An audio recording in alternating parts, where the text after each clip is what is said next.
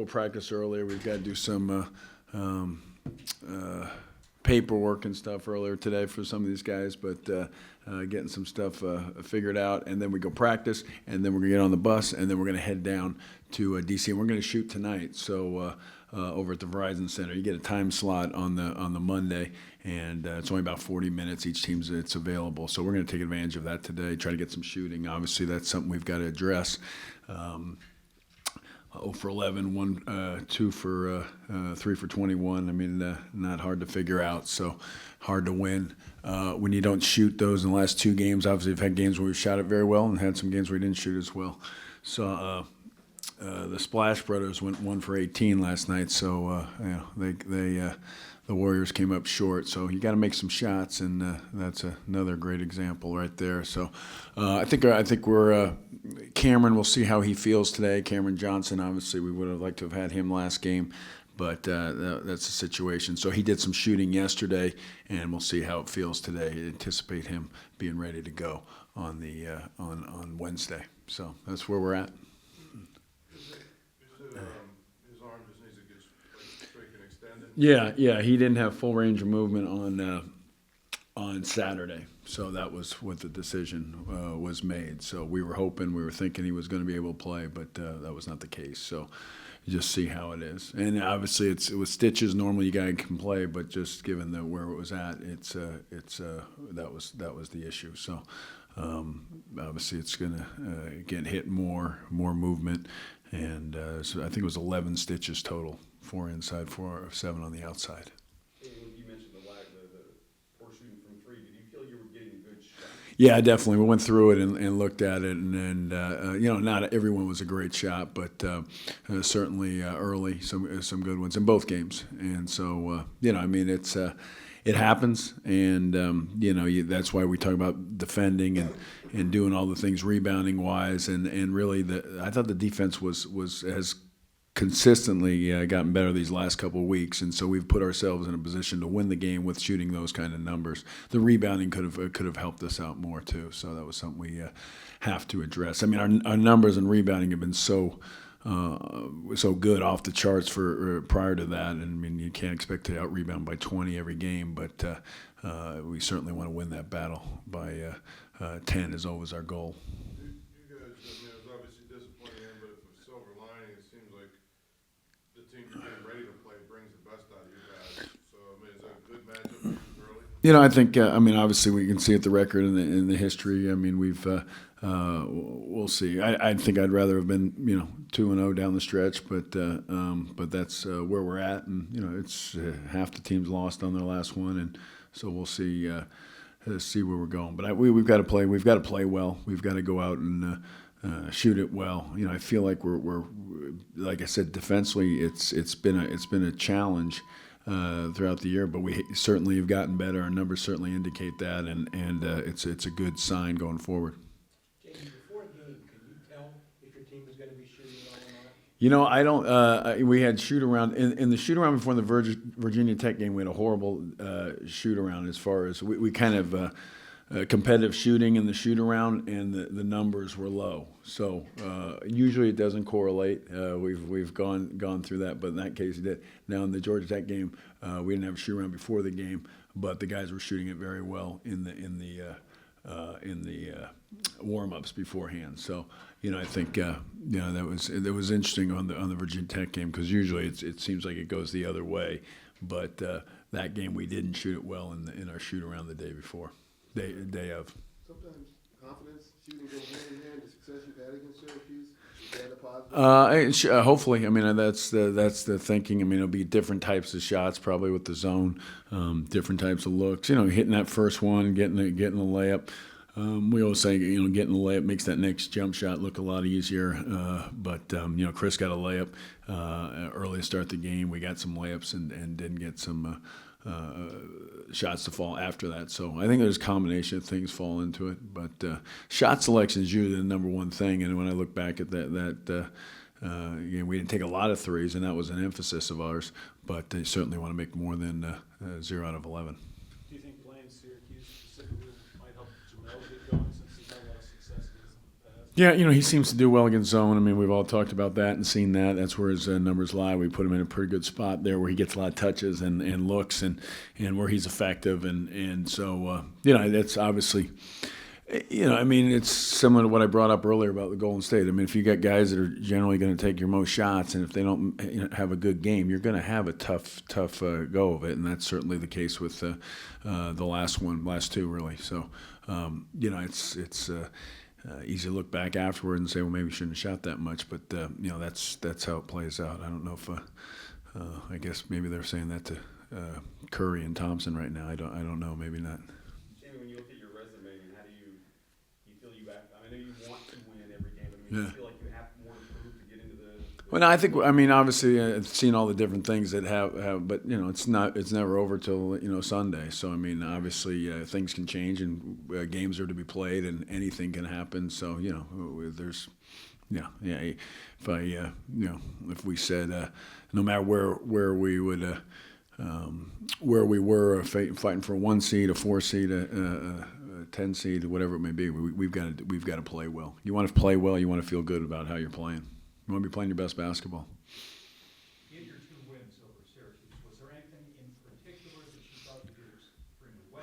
Anything that you Yeah, the rebounding was very good. I mean, I just watched them both last night and yesterday and today, and getting the ball inside, attacking the zone, not settling for jump shots. Those are things. But we defended well, especially in the last one. I thought we really defended well. The last game, guarded the ball screens well, contained the shooters, made them take tough shots, and then rebounding. Obviously, didn't give them a lot of second shots. We out-rebounded them by huge numbers in both games. So, that's what we have to do against them. That's what we have to get offensive rebounds against the zone. We can't, you can't rely on jump shots, making jump shots, especially against them. And you've got to move the defense so that they're recovering, they're spread out, and then you've got offensive rebounding opportunities. And you're taking good shots when you know they're going up. So those are the things that we really emphasize. But we've got to, we really concentrate on attacking the zone inside out. Do you have any thoughts on the ACC having the tournament, rotating venues? Yeah, I think DC is going to be terrific. I think it's going to be we always love playing there. We always want to go back there and play whenever we can against Georgetown. Obviously, once we always played there, but it's the facility is terrific. The location and all the things that go around there. I think it's going to be great. I think it'll be. I'm not sure of this, but I don't think they've ever done it down there. Or maybe they did way back when, or I think it was in Landover once or something. I think when they see it there, they're going to think it's as good of experience as they could have ever had. I mean, I don't know how many times ACC teams have played there. I guess because we've played Georgetown and played down there, maybe they're used to playing Maryland and think it's the same thing. I mean, I just think playing in DC. In the capital and all the things that to do would be almost a New York in a different way. Does playing in other places besides Greensboro help further the ACC brand? I think so. Yeah, I think so. I think everybody believes that. I think that's pretty consistent. I think limiting yourself to one city is just that limits you. Jimmy, was there any concern that after you guys beat Duke that the kids relaxed a little bit? I don't think so. I mean, we out-rebounded Virginia Tech. I mean, we were, I know Virginia Tech because they've won 5 in a row. We got 2 teams that are playing their best basketball. Georgia Tech's won 4 out of 5. They were close games. We were up. I mean, we're up early in both those games, so that would kind of, I would say, disqualify that notion. I mean, it wasn't like we came out, we're down 10-0. We got off to great starts in both games, had the leads, and just didn't keep it going in the second half. And they're playing good basketball, both teams. So I don't think so. I can't see how I would say that looked that way. We had good practices. We came out, we played hard. We thought we defended well. The rebounding was disappointing in the Georgia Tech game. I mean, that's their strength, obviously, but the numbers were not to our liking. Yeah. John. No, I was gonna say, you look at that game, you look at, the Miami, Virginia Tech game, look at a lot of the games in the ACC, is this kind of the feel of a tournament that a lot of teams could win? Yeah. Because so many teams seem to be so close? I mean, if you really look at it, I mean, if you look at the teams, I mean, you got a team that won it with 4 losses and 5, and we're reeling because we're at 9 losses and lost our last 2, and just as easily if we'd won those 2 close games down the end, we'd be right there. And so it's I think we've talked about it, but I think we've seen it. I mean, there's no dominant team in our league, and I think it's played out that way over 18 games. So I think. I think everybody goes in there feeling like it's wide open, and I think the standings show that, and we believe that too. If you look at the one thing, though, your half of the bracket, it's like most of the teams that are NCAA tournament teams from the ACC. I mean, now you're focused on Syracuse. That's a grind for all of those teams on that side. Yeah, I mean it's kind of a couple things played out a little different as far as some of the standings and where they are as far as RPI and overall season records, and you have the unbalanced schedule, so that factors in, and oftentimes in the standings now with the bigger conferences. So yeah, I mean. You're gonna play good teams, and like I said, right now you can go by the records, but how teams are playing is also probably more important, more indicative of what you're going to get. When you go into this time of year when you have less time in between games, how does that change things from a preparation standpoint? I mean, you just got to do it quick. You're more worried about legs, I think, than preparation. You want to get them rest. That's to us the priority when you get in that situation. If you're playing back to back and you're fortunate enough to continue on back to back to back. I mean, I think you do some stuff mentally. You've already played the teams, in each case. And now, I can remember when we played the Big East tournament way back when, and you didn't play everybody, and when they had the divisions, and then we were playing a team that we hadn't played all year the next night, so that was a little different thing. But with this thing, with this setup, obviously you've played everybody, you've seen them, and it's usually a different scout once you've preparation if you've played a team already. Jamie, what is it about Syracuse, the 2-3 zone? Is it different from others, similar? I think it's different with each year, with personnel. I mean, they don't have the size inside that they've had in the past, but they still have the big guards, long and physical and experienced guards. So I always think that's something that they talk about, the zone and their zone and the effectiveness of it and what he's done over here. I always think it's everybody talks about the size inside. I always think the guards are a big part of it. They like to get steals and deflections and contesting the shot with those size, the big guards. And I think that gets a little bit undervalued as far as why it's effective. And everybody sees those 3 forwards or the 3 big guys guarding out on the perimeter and getting out to the wings, but I think those guards are key.